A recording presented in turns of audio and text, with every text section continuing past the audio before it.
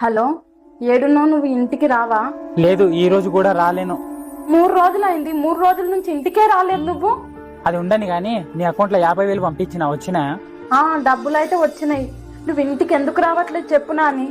నేను వచ్చే కన్నా నీ అకౌంట్ లో డబ్బులుంటే చాలు కదా.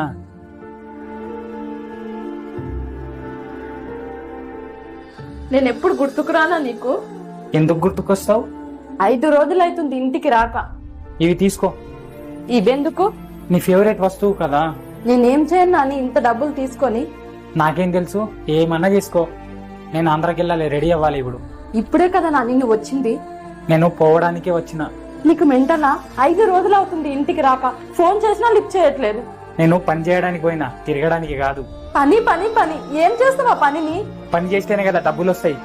ఏం చేయాలా డబ్బుని? నువ్వు లేంది. ఏం చెప్పినావు? ఇంకోసారి చెప్పు. ఏంది ఇంత తొందరగా వచ్చినావు? అవును, అది నా భార్యతోని కొద్దిగా టైం స్పెండ్ చేద్దామని వచ్చిన. ఇంకా కొద్దిసేపు పని చేయకూడదా? డబ్బులు ఎక్కువ వస్తుంటే కదా. అమ్ములు, డబ్బులు అంత ఇంపార్టెంట్ కాదమ్ములు. ఫ్యామిలీతో గడిపే టైం కూడా ఇంపార్టెంటే కదా. డబ్బులు లేక ఎన్ని అవస్థలు పడుతున్నామో తెలియదా? డబ్బులే చాలా ఇంపార్టెంట్. ఇంకోసారి చెప్పు, నీకు డబ్బులే కావాలనా లేకపోతే ఫ్యామిలీతో గడిపే ప్రేమ కావాలనా? నాకు డబ్బులే ఇంపార్టెంట్. డబ్బులే కావాలి. ఇప్పుడు ఏమైంది? నీకు కావాల్సింది దొరుకుతుంది కదా. నన్ను క్షమించు నాని, చాలా తప్పైపోయింది.